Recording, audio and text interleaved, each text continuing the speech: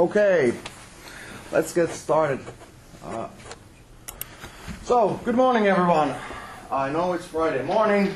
It's really unfortunate that we have to have these lectures at this hour, but, well, it's what we got, so let's try to enjoy this early morning time. So, welcome to the software engineering method. This course is somewhat a continuance to our bachelor's degree course, Ohjelmistotuotanto, software engineering in English. And on this course we will be talking more about the different process models and activities and design work related to actual software engineering work. So before you all fall asleep or into a coma because of this presentation, I'd like to ask you to raise your hand if you have enrolled to some software engineering course anywhere before. Please. Okay, so a couple of hands. So it means that it's just something that I know, so that how much details we need to go through on this course. So, but anyway, let's get started.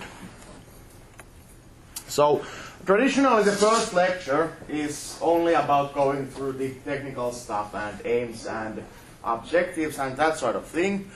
Of course we will be talking about this also, but today we are going to have a real topic after this formal talk about what you will be learning on this course. So from the study guide, they said that you should be able to participate on the analysis and design of software and information system, and that you should be able to understand the problems of doing software development, participating in large-scale software projects, and that sort of things. And of course, you should be able to understand the UML design notation so that you can actually get the idea of what the other programmer wants to convey with that design. Of course, the content here, modern software development, requirements analysis, modeling, UML, testing, rational unified process, different sorts of agile approaches, and well, software architecture, state diagrams, all these sort of things that go beyond the first software engineering course, where you probably have been talking about only on stuff like waterfall approach and what is design work, what is testing work, and what is quality assurance and that sort of things. So basically, what the study guide says that you should be able to do professional software development and design work. Of course, well, professionalism is something that you only learn by experience. So of course we will not be doing that much work here. This course lasts only until the Christmas, not for the next 10 years. So you probably will learn about how software organizations in real life work, what different sort of theoretical models that can be used in software development, and what are the problems with these models, why they don't work as the book says on the real life. Also, how the real life adapts these models into their use. So anyway, the important things are listed, of course, here on your study guide on the course web pages. Well, overall, to understand the problems, to apply object-oriented approach on the analysis and design, understand the role and meaning of different methods and processes in development of software. So, well, multitude of objectives, but actually, in practice, this means the general knowledge about software and information system development, the object-oriented concepts and applying them in design, boundary control entity modeling. So this is something that's really closely related to object-oriented programming. So you don't have to worry, we are not going to do one programming task on this course, but if you are enrolled into object-oriented programming or already are able to, well, create software with Java or C++ or something object-oriented like that, this probably is something that's really close to the design of different objects and classes and their relationships. Of course, the Unified Modeling Language, UML, and the 4+1 view of it are things that are taught in formal design. So if you have to convince your customer or your supervisor or your boss that you have a great design and you want to do it like this, you have some tools to draw out your idea. I know that the notepad and pencil is usually something that's used for design. I personally know one game designer who likes to use toy soldiers and shoeboxes when he's making a level design. But on a more formal level, the UML is the language which can be used to convey ideas of how you want to create your object model and how you want to design your software internally. Because, well, since we are talking about abstract things like objects and different modules that you create by writing source code, you really can't use Lego blocks or anything like that for the design, so the UML fits this place here. The Rational Unified Process is the next level of waterfall approach, and that we are going to talk about it because, well, to be completely honest with you, it's the most complicated and most bureaucratic way of doing software development.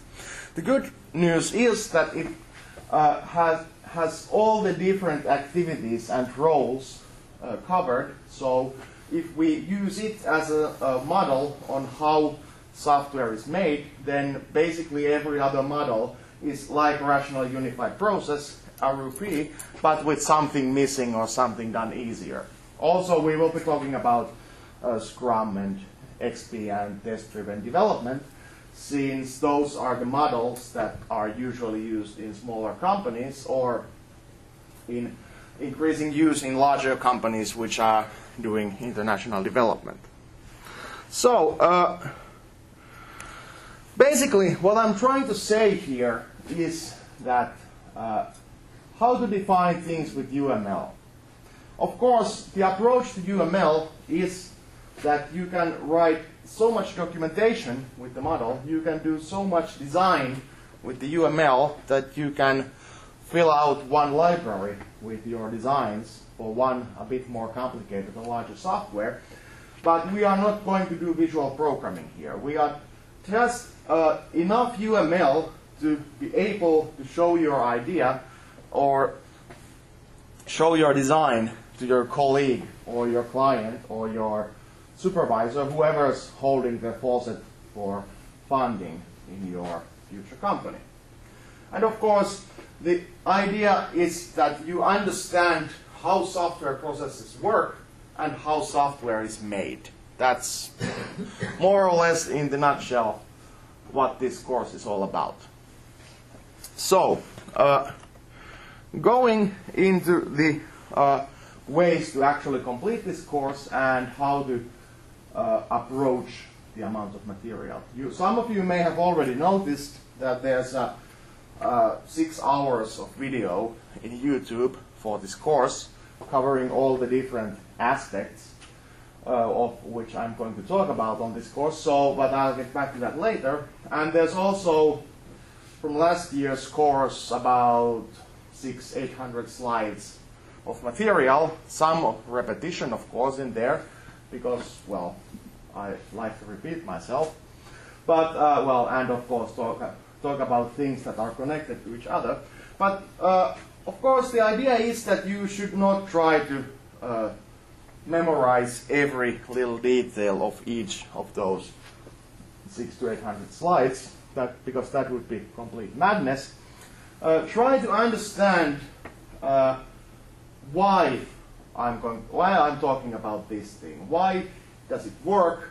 How it's related to software development, and why doesn't it work in the real life, or why does it work in a real life? So, how is this related to design and development of software? what this approach actually defines and how it's related to other things mentioned on this course. For example, on testing, we will be talking about one international standard which more or less covers all the different activities the organization does when they are doing quality assurance or quality control. It's several hundred pages of material, but actually if you boil it down, it's only a couple of process models, 4 documents, and a number of ways of doing things. Like, well, really simple stuff when you boil it down into the actual activities and descriptions. So keep that in mind. Try not to get confused with the details. Try to get the big picture. And like said on the slides here, usually the feedback is something like that this course is relatively easy to pass, but top grades are sometimes hard to get. Of course, I've made a few adjustments to get the top grades easier to get this year. So, and one additional pep talk slide about the academic dishonesty. Well, this sometimes has been a problem. I'm not saying that any one of you will be doing anything like this, but they said that I have to show the slide on the start of the course. So, the first thing I want to emphasize is that this is not a programming course. We will be talking about things like develop software, that sort of stuff, but you don't actually have to write source code on this course. So each assignment is designed so that it's just read through the material, think for yourself, and propose a logical solution. It's not that difficult. And of course, overall, you can do all the exercises, you can do all the project works, all the demos, or the demo lecture parts on the second period, just by using your reading comprehension skill. Like I asked on the start of this lecture, I know that some of you may have varying background with software engineering or varying background with the programming courses. Some of you might know Java language. Some of you might have used Python in your introductory courses. So all of the assignments are designed so that you don't have to know some specific language or skill or have some specific training in your CV. Also, we are doing things in teams here. Well, you can do things alone if you want to, but the assignments are designed so that you actually benefit from working with someone. I'm not saying that you can't do all things alone. I mean, if you are a long-distance student and you cannot participate on these lectures or the demos on the next period, you are allowed to work alone, but teamwork is allowed and actually preferred because there's, many things that you have to know, and varying backgrounds, varying knowledge actually improves the outcome of your group work. It's also something that's called cooperative learning, and I've heard that it reinforces your learning skills, so try to keep that in mind.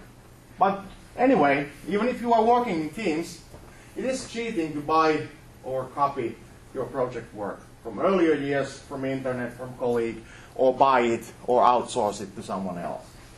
I'm not saying that I'm saying that if you outsource your work to someone else, it would be probably great in the, marketing course or on the School of Economics. But because this is computer science course, you will be kicked out from the course and reported to the faculty. And I can't make any exceptions on this. And I have been working on this course for several years now, so I have seen all the submissions for 4 years, before this course, so please do your own work. It's really annoying amount of paperwork, and it's, not good and it's not nice for me, and it's definitely not nice for you to get caught in something that's more or less reading and reading comprehension course. So, the structure. You will be getting 5 course credits from this course, or study credits from this course, like, well, I guess most of the courses. On this first period, we have these lectures, and it has been already going for something like 15 minutes, and first of you are already yawning, so I kinda took the idea that on the second period we will be abandoning these Friday morning lectures and only have one teaching session per week. On this first period we have this lecture where we'll be going through the material and the main theory in rather hasty fashion so that we can get everything. I can explain you all the different concepts. And we will also have exercises on how to draw or design things with UML. Also on the first period exercises, we will be doing the project 1. Or, well, since I'm traveling next week, you will be doing the project 1. I'll try to support and answer your questions through email. But on the first period, we will be having the lectures and exercises. And on the second period, we will be having demo lectures. It means that the Tuesday exercise group, which is held in one of the largest workstation classrooms in the university, will be converted into a demo lecture, meaning that I will be introducing one practical problem and talking about something related in real life or how these different approaches, UML process models, are applied in real life. And then you design, based on a scenario, your solution using those methods or solution to that case. And I will also be presenting my solution to the problem or to a similar problem. And if you do enough of these demo exercises or demo cases and submit them for review, your group can actually get extra points to your first exam, in addition to possible grade upgrade from projects. Okay, so those are demo lectures. The exam will be around Christmas, around New Year, and that will be also mandatory. There's 2 projects, like I earlier said, probably said on this course. On the first period, on the first few weeks of this course, you will be doing a design or simple plan for how to create or run a software development project and create a plan for the product and project outline. And this will be done in the first period, on the first couple of weeks. It doesn't have to be very professional, but it's something that gives you an idea on what sort of problems you should be able to solve with the knowledge from this course. On the second period, we will be doing a larger project with, again, practical problem. This time with UML, with the different knowledge from these lectures. And of course, this will be larger, more complicated thing. But it's nothing that's not possible to do. It's released in 5 parts, so that if your group is working weekly on this problem, you should have no problem with finishing up your work before deadline. But I hardly recommend that you actually do your work. Try to at least have a couple of hours per week with your group to work on the project, because it ends up being something like 35 to 40 pages of material. So you really don't want to write that all down on the evening before submission. Okay, so the lectures, like I said here, like I said on the Noppa pages, are available on video if the recording is successful. I promise that I will always try to get the lecture recording done. Also on the demo lectures of the second period, but if it fails, it fails. And I will be sorry about that, but I I can only promise to try. But on the other hand, we have only something like 2 failed recordings in the last 4 years, so it's not that often that it happens. Anyway, all these lecture slides, all the exercises, project information, case descriptions, lecture recordings are published in NOPPA pages. Everything is always updated there, and the information on those pages and information on the news on NOPPA are the most recent information that you should be following. I might say something here on the lectures, but if things change between the weekend and the actual exercises, or if there's some delays or I'm unavailable because of sickness or anything, I will be using NOPPA to inform you. So pay attention to that information, and if there's conflict somewhere, like in lecture slides or with NOPPA, always go with the information that's on the NOPPA pages. Also, the video archive, which I compiled last summer, is available through 2 ways. First of all, there's this link here. This is an interactive PDF, meaning that this is more or less the breakdown of the course structure.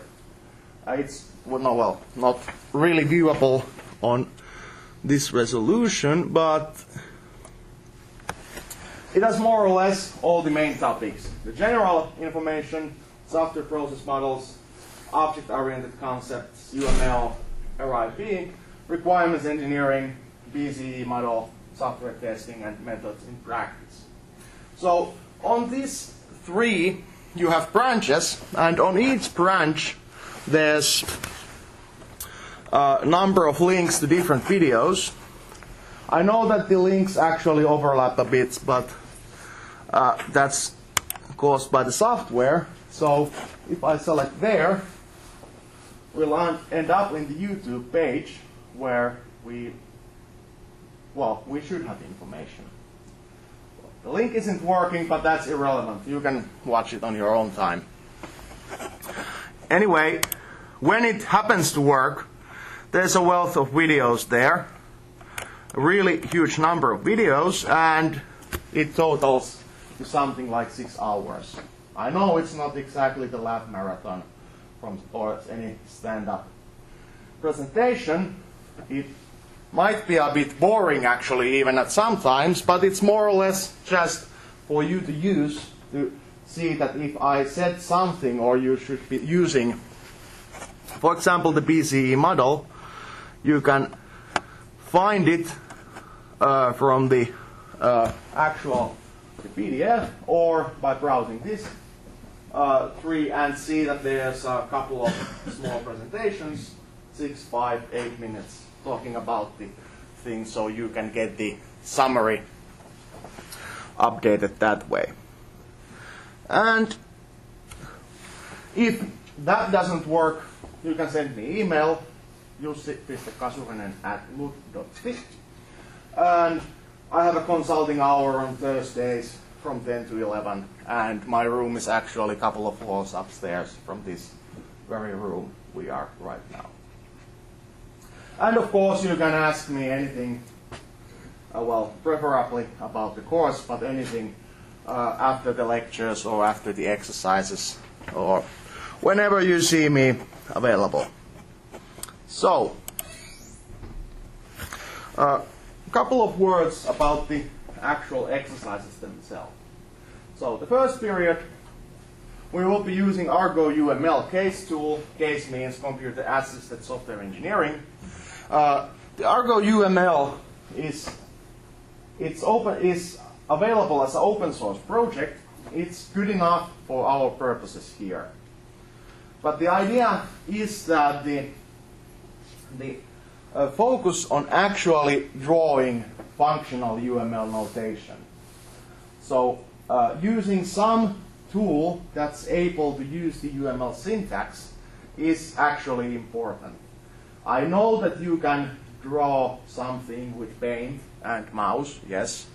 But I really don't think that anyone wants to see the 5-year-old drawing. Well, stuff that looks like some 5-year-old drawing because you didn't bother with actually finding a tool that draws UML. So Argo UML is open source. It's freely available, and it actually has this web launch feature, meaning that if you have access to the internet, you more or less have the tool on every workstation you can find. It's probably not the most usable tool, and it doesn't support the UML2 notation, but it's something that's usable, and it's something that produces nice, clear diagrams. So we will be learning about this tool on the first period. But if you want to use any other tool, if you have licenses for them, or you have access to that tool, you can use whatever tool you find which can draw actual UML notation.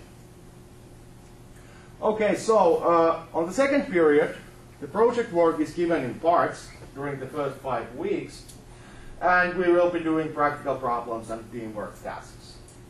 And the possibility to gain bonus points for the first exam by doing them means that since I'm giving an exam where I will be giving you 6 essay questions, or possibility to write a short essay about something like waterfall model or a list of different UML diagrams and their usages, you can use these extra points on your first attempt of this course's exam to get one-time credit of 6 points. It means that it can probably turn your nearly passed points to actually passing points. So it can actually upgrade 0 to 1, provided that you actually manage to get the needed 9 points otherwise. It can also help greatly if you want to have the grade 5 on this course. And it also helps to,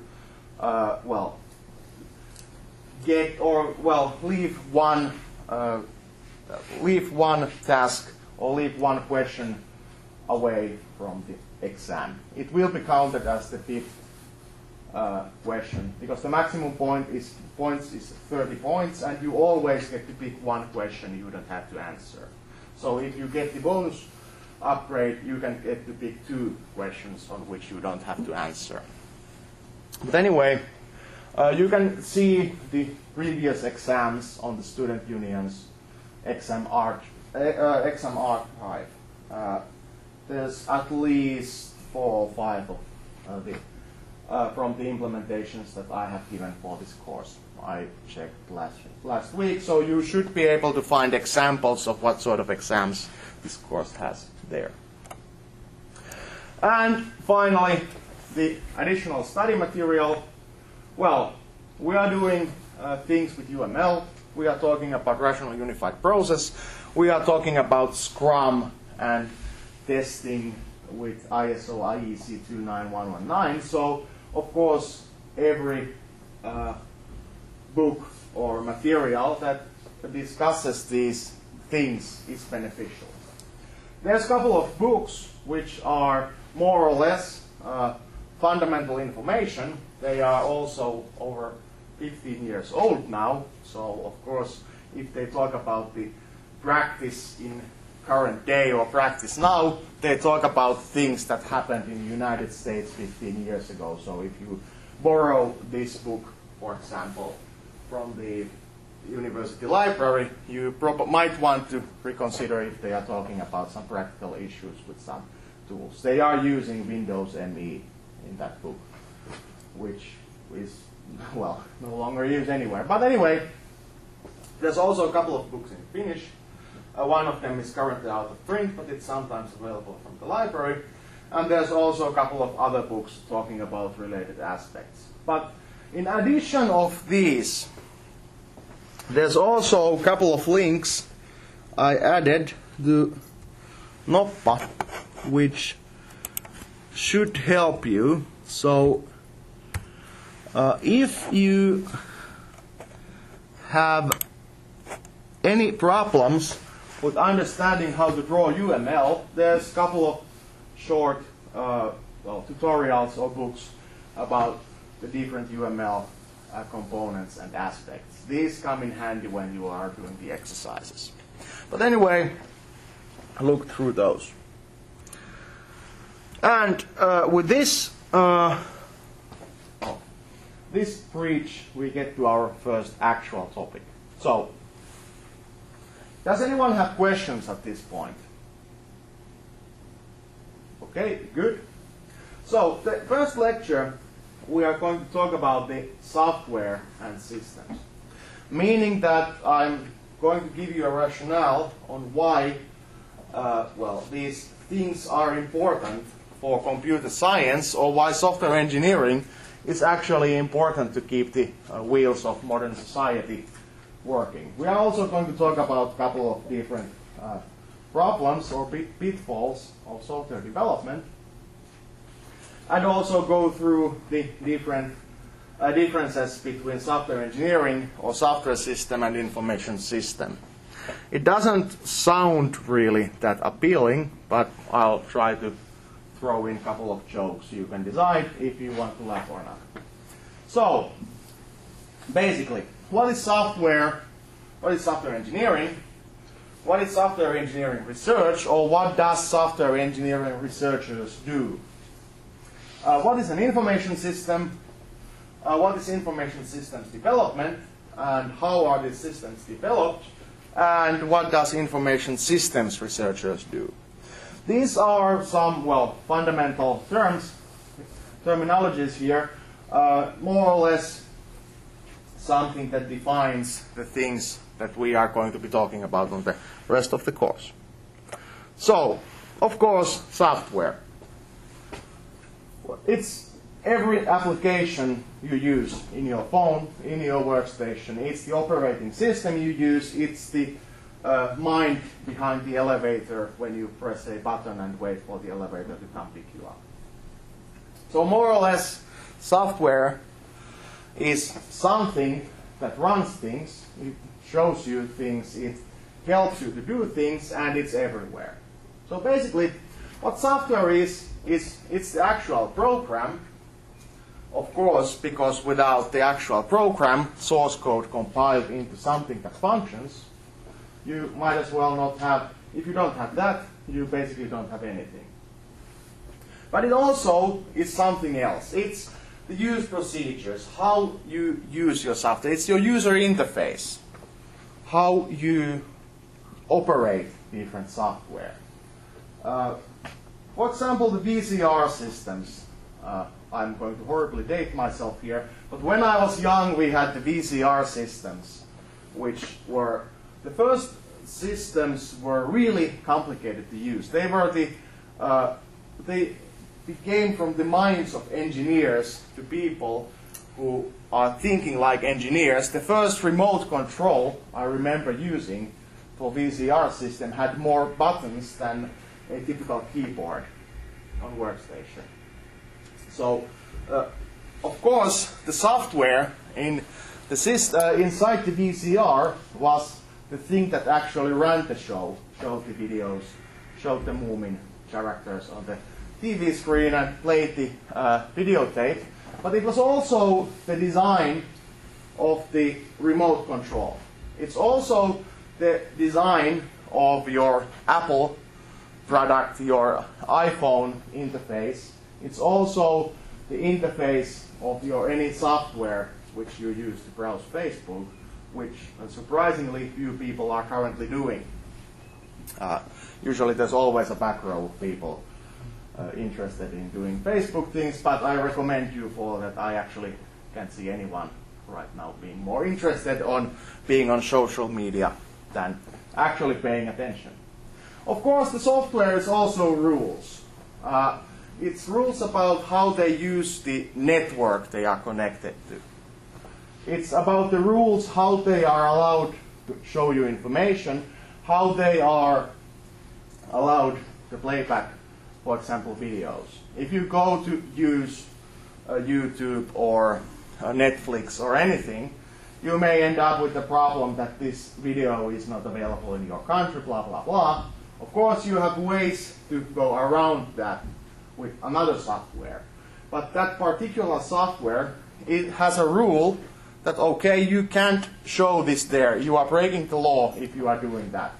Of course, also, there's a law that says that you can't have anti-lock brakes on a car which start to download update at some point. So if you are trying to do an emergency stop and you get on your car computer display showing that, hey, update found, do you want to really upgrade your brakes now?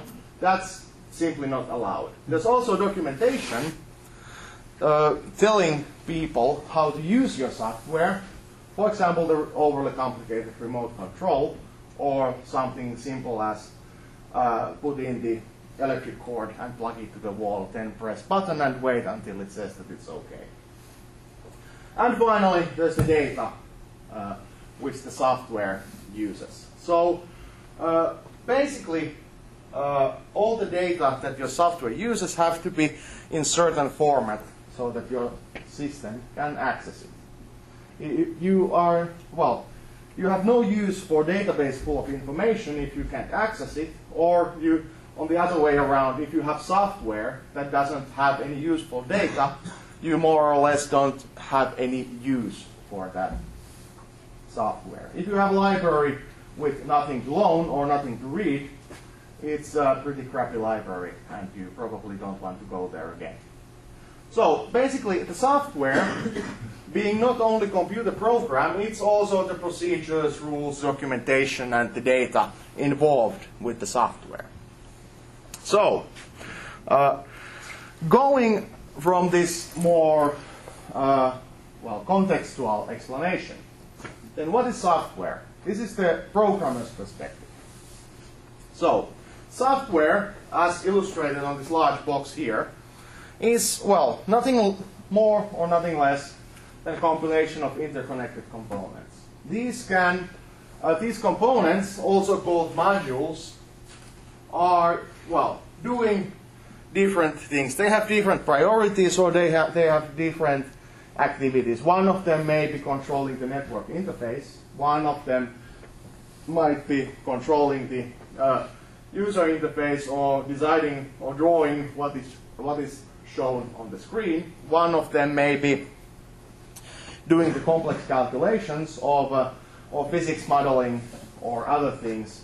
And these all components are connected to each other. They exchange information and, for example, transmit the information from your gamepad to the physics engine, which then calculates the new positions, tells the graphics engine that, okay, you render it this way, which then tells the graphics card that, okay, you have to draw it like this so that the player actually sees what they are doing. So more or less, these components are communicating each other and actually doing something relevant, which makes the entire software to actually do something. So, going into the software, within one component, there's objects. These objects are things that are based on the classes or meta models or whatever things that you actually create on your class diagram later on or with UML. It's something that's created by writing the source code. You put enough objects together, and there might be one object that does sorting algorithms, one object that handles all the actual network communication with the network adapter, and all the other things, or with the objects, with all the other responsibilities that the objects are doing. If there's all the different things the objects do combined form one component. So all the calculations, all the actual hardcode input-output readings, other things combined create a component which is then part of the software. So within these objects, you have routines, and they manage messages, and these are the things that are done in object, for example, in object-oriented programming or in object-oriented design. So basically, the object-oriented programming creates these.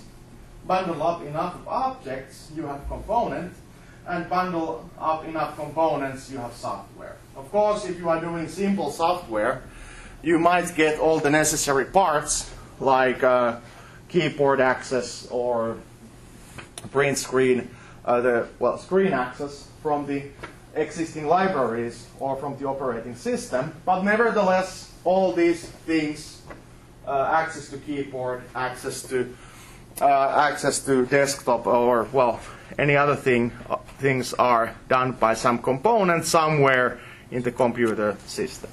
So finally, the entire system is here.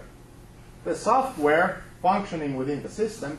Of course, if you want to consider something like drivers or operating systems or things like that, they basically are behind the software here. They are on the system part. But when you have the software running in system, you have possible connections to databases or internet, to other software, wherever. And you also have access or can manage possible hardware, keyboards, touch screens, other screens, gamepad, mouse, heat sensors, whatever you are actually doing. Control robotic arms, stuff like that.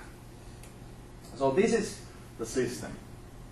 And the software is only the part which includes the source code, but the system is the part that has all the other relevant pieces, screens, internet connections, these sort of things connected. Okay, so, of course, there's different types of software. There's the operating systems, the hardware interfaces, the hardcore software development things. When you are doing something with kernel in Linux, you are more or less programming things or developing things into the operating system, or hardware interfaces where you are sending your TCP/IP protocol commands to your network adapters. There's also, of course, there's design and engineering software, computer-assisted drawing, CAD systems, which more or less run the design world nowadays, scientific computation, MATLAB, stuff like that, which is where it's really important that the system is able to calculate things correctly. Of course, to the other end, entertainment software, the games, media players, internet applets, all the other different things from slapthemonkey.com are not necessarily that interested that you always calculate the things correctly, but and they are designed from the viewpoint that they have to be entertaining to your average user. Of course, the MATLAB or scientific computation system doesn't have to be that entertaining. It has to be accessible, but the important part is that it provides correct answer all the time. With entertainment software, games, for example, it's enough that they don't crash the platform they are using. Yes, and you have sort of an entertaining experience. If you are experiencing something similar with Excel or programming tasks while you are playing a game, you probably don't like the game, or you are a fan of these paradox grand strategy games where you are basically running the world and it's more or less a graphical representation of Excel worksheet. I actually like those games, but that tells more about me than, well, the game. Anyway, of course, administrative systems, accounting, payroll systems, connections to banks, insurance companies, these sort of things, control systems, process control, automation. Every industrial assembly line runs on software. I would argue that every industrial assembly line or any place where we are doing things in industrial scale more or less requires software engineering or software system at some point. Of course, I know that there's people in doll making business or somewhere else where you might not need software, but in everywhere where we are doing anything a bit more technical or where we have to process a large amounts of things, we are using software. Of course, the embedded systems, DVD players and lifts, VCR things, these sort of things are also based on software. You more or less have a complete computer if you have DVD, Blu-ray player, or anything like that. It's just designed so that it doesn't have unnecessary amount of resources in it. On the other hand, well, for example, the PlayStation 3, on its very first iteration, it was actually a really nifty system to use as a supercomputer node. Because actually, the United States Air Force was one of the largest buyers of PlayStation 3 system, because they found out that when you put them on one network and put them to calculate stuff like a cluster supercomputer, they are actually a really cheap way to get that information. But of course, this embedded system doesn't actually mean that. It means that you are doing some real-time work, or you are doing specific environment-related programming work where you are directly controlling electronics and stuff like that. So you don't have to have a Windows operating system on your lift, or you don't have to, well, wait through the boot cycle of a Linux system every time you have a power outage and you want to use the elevator again, or turn the lights back on. And of course, the actual real-time systems, control boxes of motor ignition, ABS brakes, these sort of things. They all use software, surprisingly. So all these different things are software. And if we say that the software is just the programming work, which includes development and design of the components and the modules and all the objects within them, and access to the hard points or external hardware and the other services they need, it's really just a really high-scale abstraction, because actually software can be, well, basically anything. If you are in software business, you might be drawing graphics for a game, or you might be doing testing work for the anti-lock brake system. And these things cannot be much more farther from each other. The other is really, really highly critical work. That if your software, if your program fails, someone dies. On the other hand, if your animation fails to play, you are just having a character that runs a bit weirdly. So these sort of aspects are, of course, something that you have to take into account when you design things, when you want to do quality control, quality assurance, and when you do the development work. For example, are you able to each time say that your system is not loaded or overloaded, so that when you get this emergency signal from your brake or your car's brakes, that your anti-lock brake processing unit can always do the necessary adjustments so that your brakes still function, for example. That's one problem, one really small problem. Do you always have enough processing power, or do you always have access to the processor so that you can use the emergency signal to override whatever the system is otherwise doing? So, the different applications mean that they need different requirements. We have response time requirements. Like I said earlier, we can have anti-lock brakes, or we can have an airplane control system, fly-by-wire system, that wants to update the Adobe Acrobat Reader every time you are within the wireless network distance from the airport. We have real-time requirements. Of course, the brakes are an excellent application here. We can't have lag or response time lag when we are trying to brake, cut the speed of our car. Data management requirements, we have to be able to use huge database. The library, for example, in here would be really annoyed if I would make some software and mess up their entire database system. Of course, I shouldn't be able to do that, but if I anyway managed to do that, they still would be really annoyed. So every system that connects to some other data management system has to play with the same rules. You can't have exceptions there. Usability requirements, you have to be able to design your software so that your customers can use the software.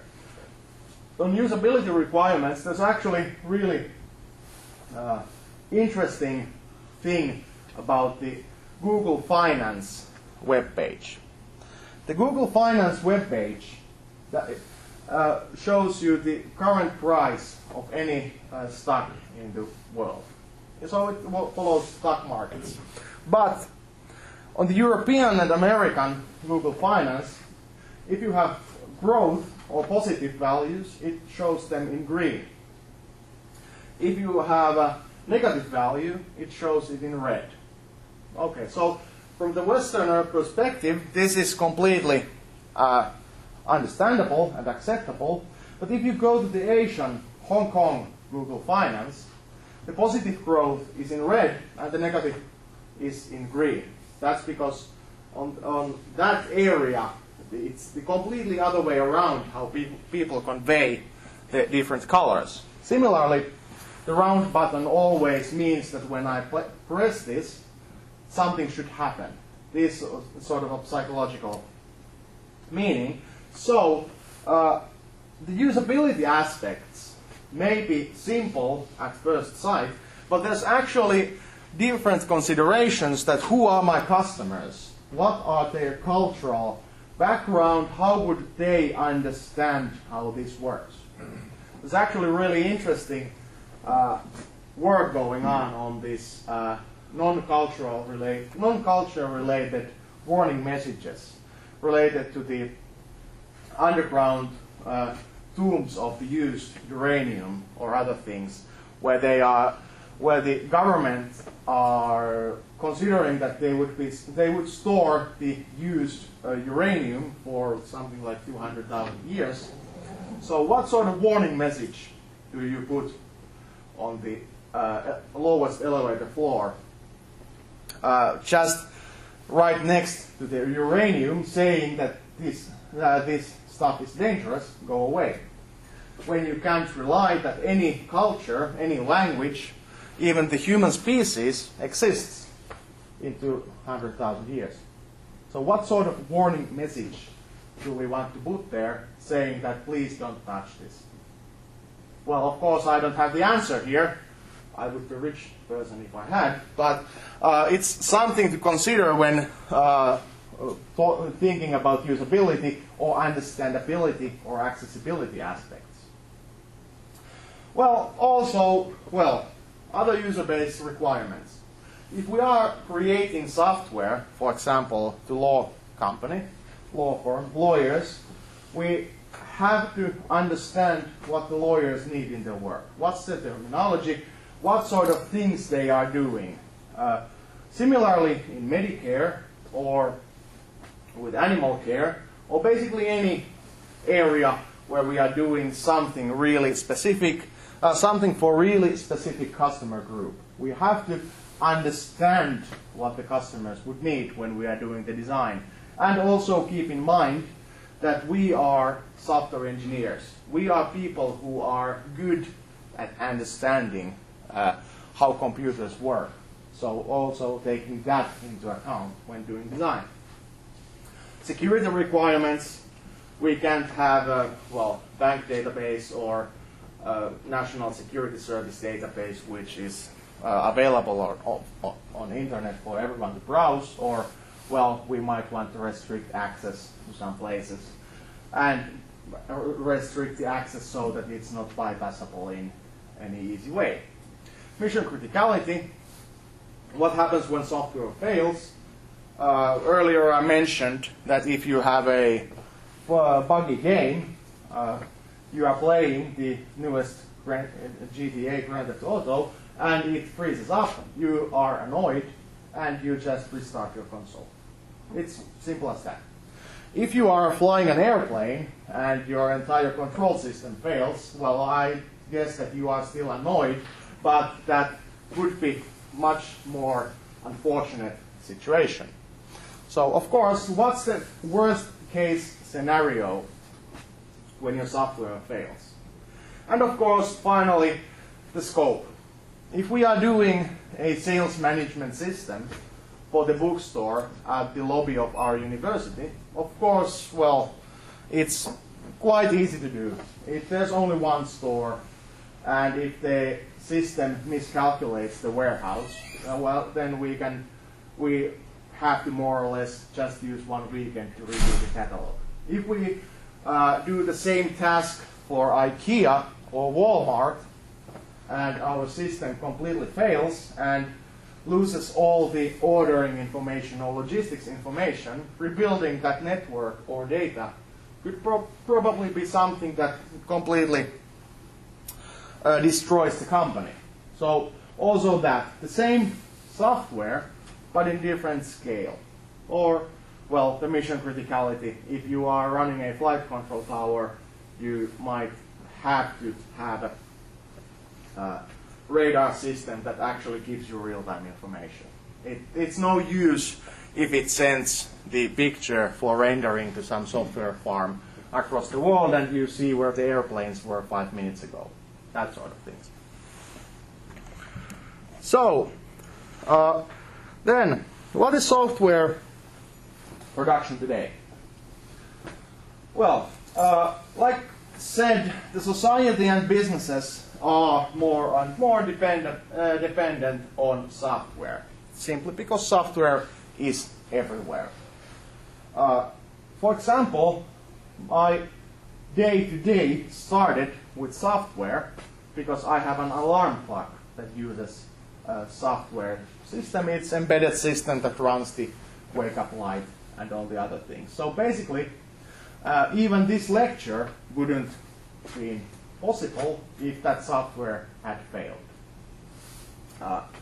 Software applications are more complex and they are larger in scope. Of course, well, this is the modern development. Trying to find one software system or one application in your phone that doesn't have Facebook connectivity or, well, Twitter connectivity.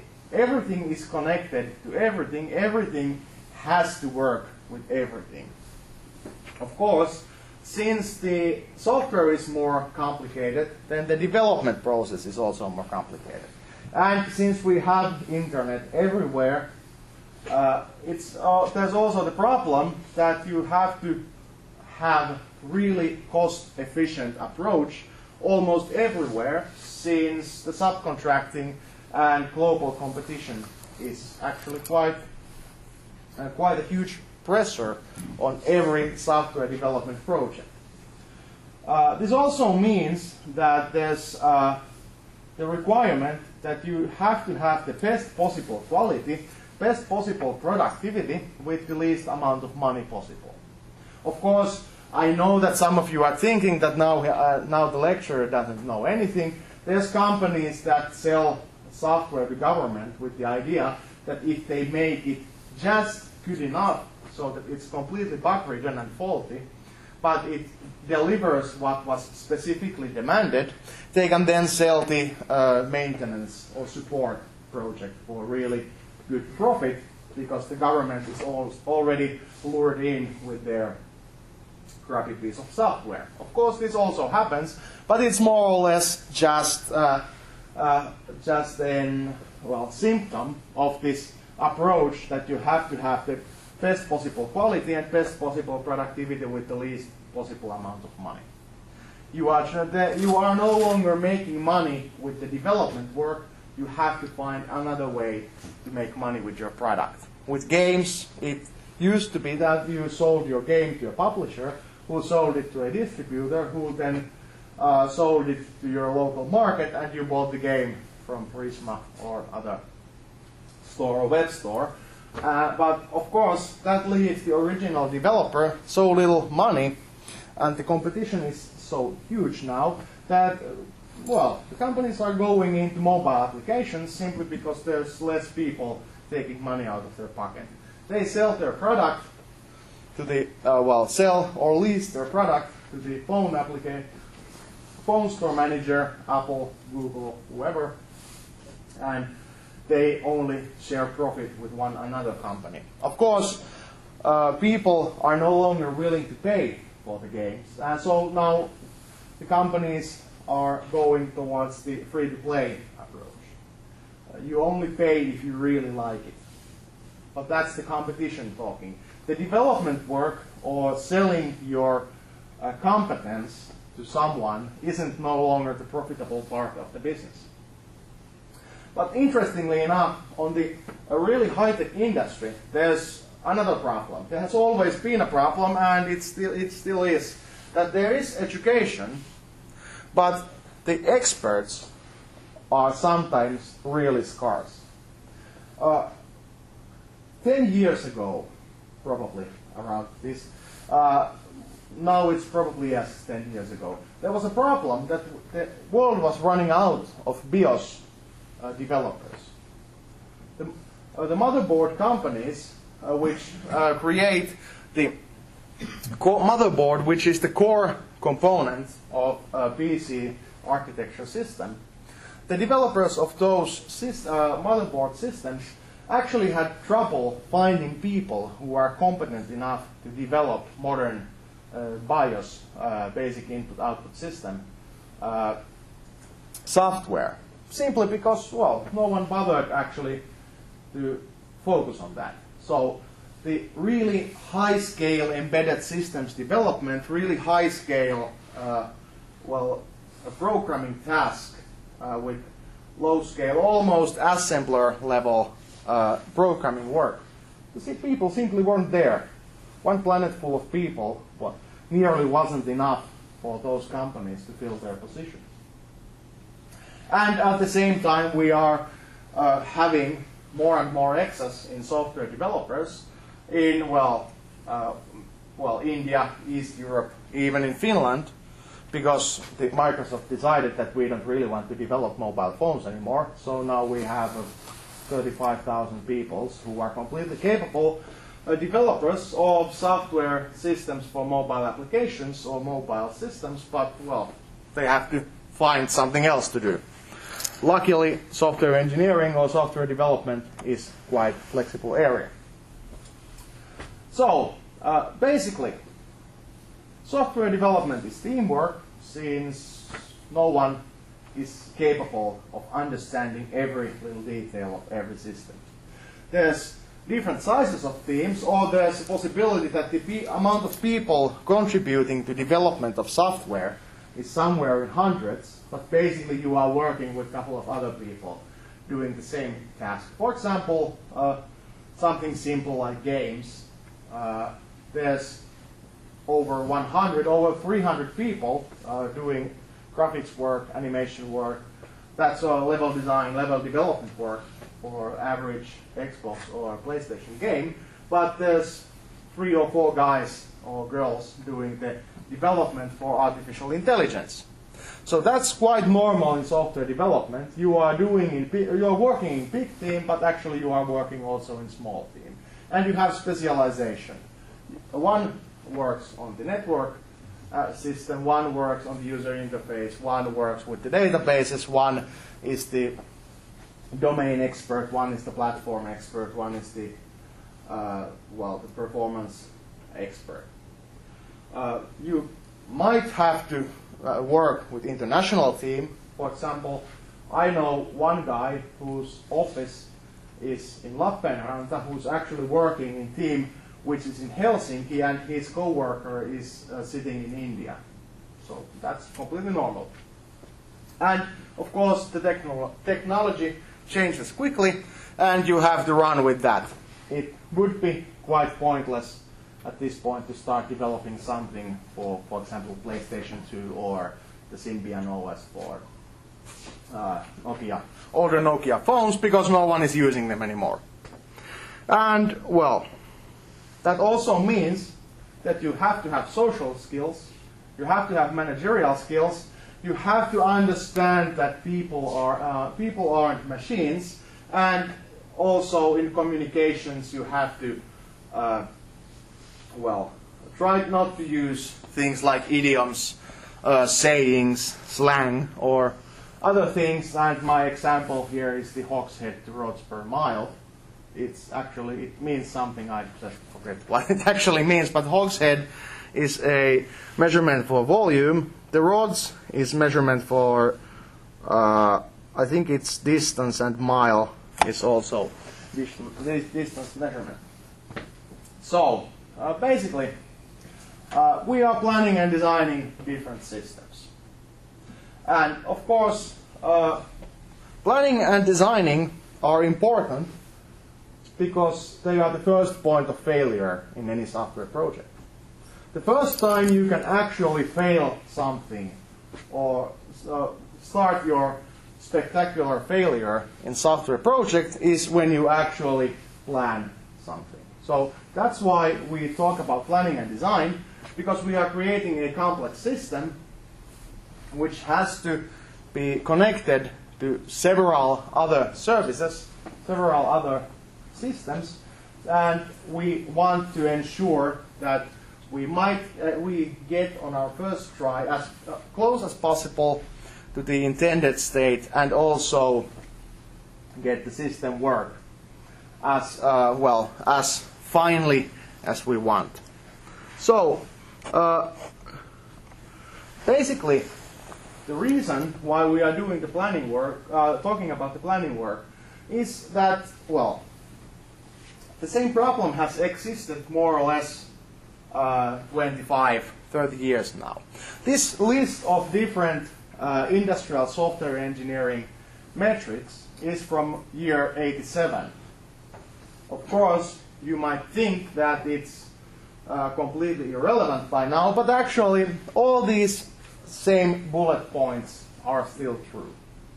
The first one saying that finding and fixing a software problem after delivery is 100 times more expensive than finding and fixing that problem during requirements collection and design phase. It actually is true.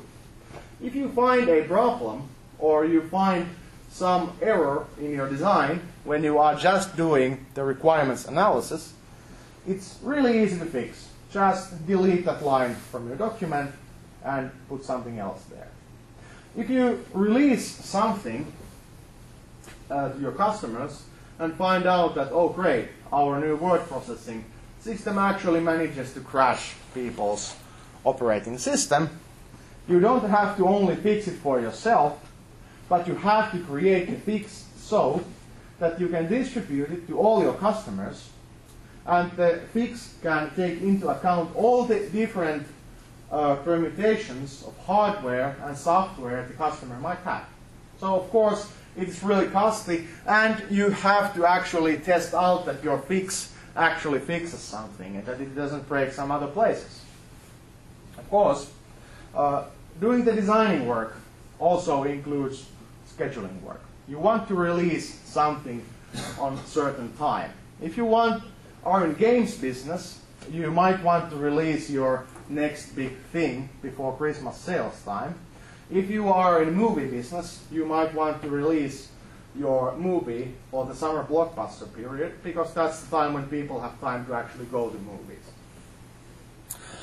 If you are having competition for your game, you might want to release your game before your competition, or if you are paid for the first 5 months of development or developing software, you might want to release or give your software to your customer when you are actually receiving your final check for the work. So you don't have to finalize the project for free. But that's actually one of the problem here, because you can only tighten the schedule 25% by adding resources, meaning that you throw more people in. That's because, well, you can't hurry work just by adding more people. Adding more people means that you have more people to manage, you have more people to try to squeeze into or have in sync with the project. So only 25% tightening of the schedule can be achieved by using resources. And also, one thing that's not usually considered is that if you develop something, you also have to maintain your product. That's actually one of the really nice things in free-to-play model, because the money doesn't come in the first couple of months. It actually comes quite solidly throughout the existence of your product. So if for each dollar used in project, $2 are used in the maintenance, and you get to receive profits throughout the lifetime or life cycle of your product, then, well, you don't have to pay for the maintenance after your product no longer gives you revenue. Because if your clients are still using your software, you might have some agreement that you will provide updates for your software. And you also have to pay your developers to create those updates. And of course, the cost of the project and the maintenance are primarily a function of number of source code lines. So the larger the project, the larger the product, more it needs maintenance, more things will break, since you have more things that can break in your software. And finally, on this slide, the difference between humans cause the biggest productivity differences in software development. The difference in expertise is actually sometimes really huge. A professional developer, real expert of their domain, can be over 10 times more productive than a person who has no experience on the platform but is basically capable of understanding the programming language and the platform but hasn't done anything in a professional manner. So the professionals are really huge workhorses for software projects, and the productivity differences are usually caused by humans because, well, the tools are the same for all the participants. Here's one of the lines that's bit dated from this list.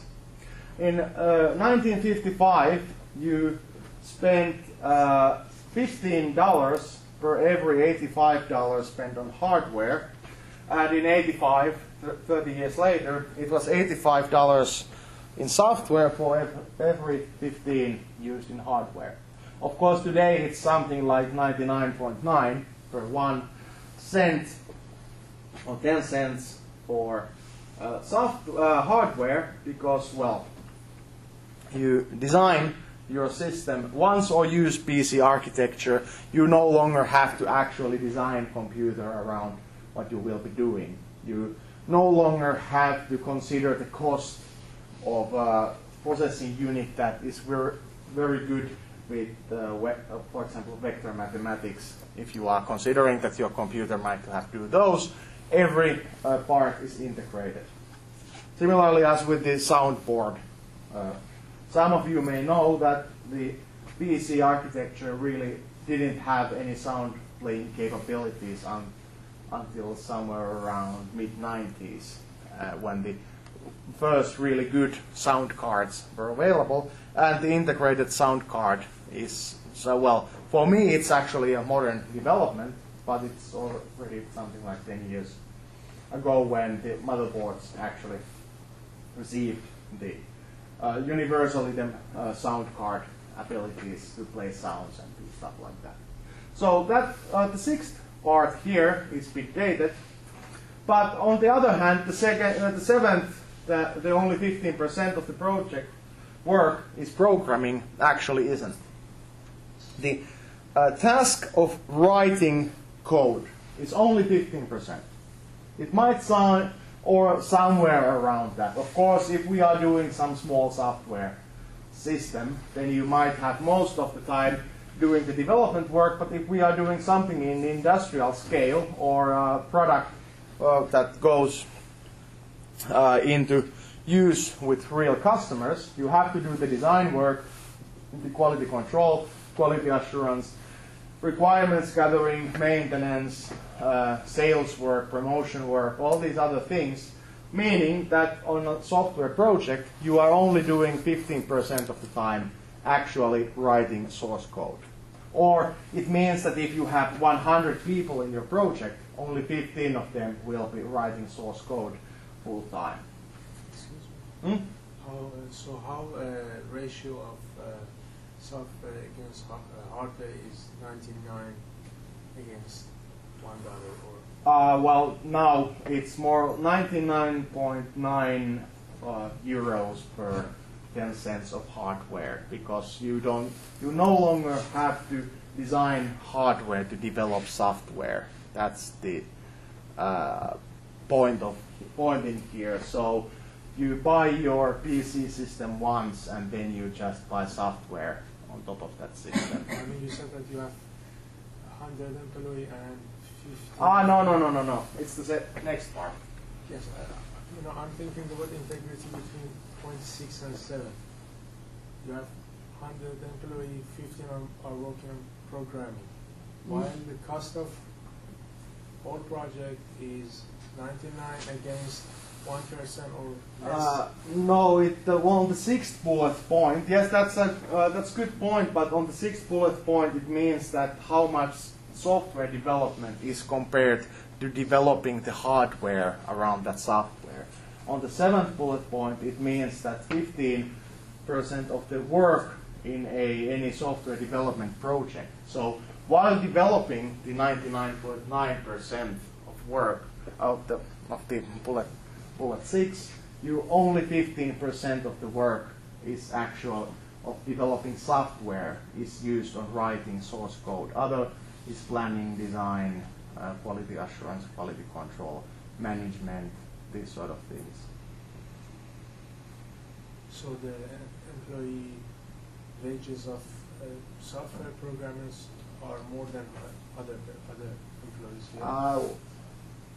No. It means that if you are designing a project, for example, if you are creating let's say library system, you use 1,000 euros for buying the PC computer and the server system running the database and a couple of user interface PCs for access or loaning books and stuff like that. You can more or less say that if you have to develop everything, starting from some custom the custom operating system or other things, you use 1,000 euros to buy hardware, and then you spend all the rest of the, for example, 99,000 on wages or developing the software for it.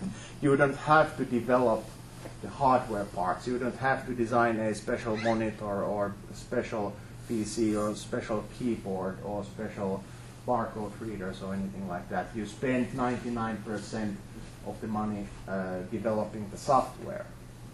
And of that 99% of the costs, only 15% or varying amount, but generally 15% is writing the source code. Other parts are design and gathering requirements and testing prototypes and doing management and all the other stuff. You understand? So that's the idea between these. So you no longer have to design hardware in software engineering. The components are so generic and so multi-purpose use that you don't have to design hardware anymore, unless you are in a space technology or aviation, then you might have to design new tools and new software. Anyway, going back into the list, well, of course, like earlier mentioned, the larger the software, more maintenance it causes. Also, larger the software, more it costs per source code line because, well, you have to test things. If you have 1 million lines of code, there's only so many problems in the code, but if you have 10 million lines of code, then you have the exponentially the amount of problems or places where things can go wrong than in 1 million lines of code, because every component or every module interacts, like on the first slide, as mentioned in the first slides. The review work can find something like 60% of the defects, so less 40% you have to do testing work or you have to find them out manually. And the effect of experts mean that 80% of output comes from 20% of your programmers. So if you have experts who are doing the bulk of work, and then you have the other people who are contributing to the project, but the actual problem solving is usually on the shoulders of a couple people.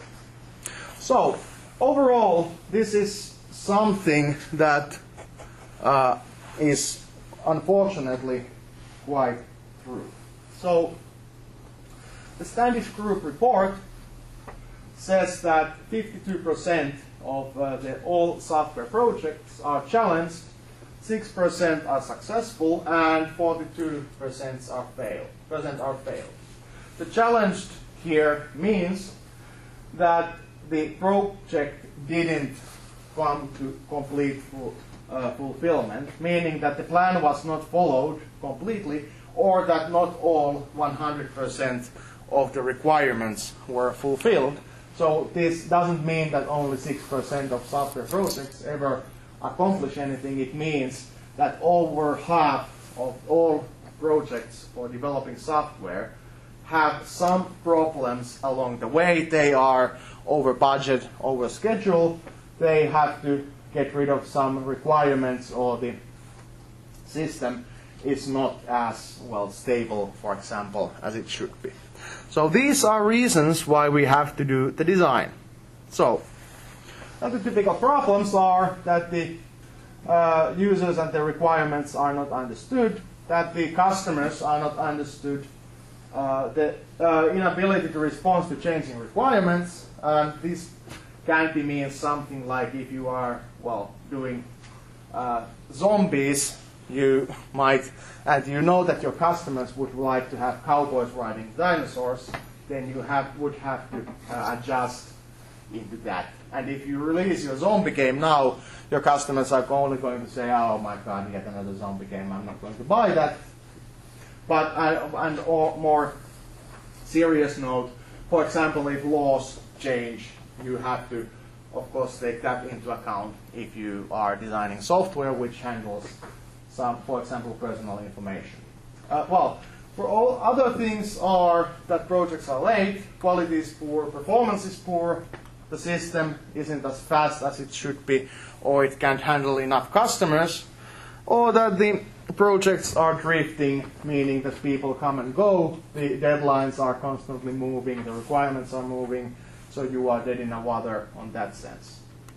Well, also teams are not effective, distribution of work is poor, these sort of things. Human problems. We are talking about things that we... What was the difference between users and customers? Customers are the people who pay for the product. Users are the people who use the product. So customer can be someone who orders the system to be, for example, used by their employees. So the customer needs are not taken into account means something like that the people who are ordering the software, all their requirements are not fulfilled. And the users mean the people who are using the software. So, for example, with university, we might end up with a product where if the customer requirements are not met, it means something like that the Department of Chemistry cannot report their experiments on our new research database system because the system doesn't take into account the requirements of chemistry department. But the users are not listened would mean something like that the user interface is only available in Russian and German, so most of the users can't understand anything about the system. That would be a simplified example, but similar thing. Okay, so I think we are running a bit late, but don't worry, we will continue in 2 weeks with this topic if necessary. So overall, I'd like to end this first lecture with this idea. The software engineering has 2 views into it. First of all is that the software is technical artifact. It's the programmer's view. We are developing something by doing programming work with using sensors, computers and stuff like that. And of course we have to use software development tools and other things related into the development of the technical artifact. But that's the programming side of software engineering. The other half is the industrial activity or project management side of software engineering. It means that when we are doing the technical artifact, we have to work with people, we have to understand human organizations, we have to manage all the work and do all the tasks of gathering requirements, doing planning, doing the architectural design, development work, testing, quality assurance, acceptance testing, even the business cases, all the other things. So the software development as development of technical artifact is of course the thing that computer science focuses mostly, because without the guys or girls doing programming, we don't have software to sell, but to get to the point where we can sell something or pay our salaries or make business out of software, we have to be able to create the software, create the software, but also plan the software, understand how people are led, what sort of things we have to do or understand so that we can run our development team of 50 or so people. So as a closing note on this topic, I'd like to say that programming work is of course important, but because people are lying and self-serving scumbags, we have to be able to understand that so that we can actually get the requirements and understand how we can use human force or our human resources to actually come up with something that not only starts but functions and is something that you can rely on if it's systems critical software. Okay, on that note, thank you for participating on the first lecture. I ran a bit over time with my ramblings, but don't worry about that. I'll catch up in 2 weeks. The next week lecture is already online. Check that out. And on Monday there will be exercises, exercise group, and that will be the only exercise group next week, because I will be traveling on Tuesday until Saturday.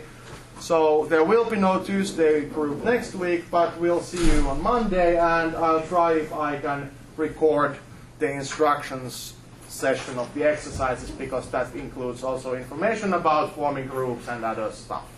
So otherwise, have a nice weekend, and we'll see on Monday. Thank you.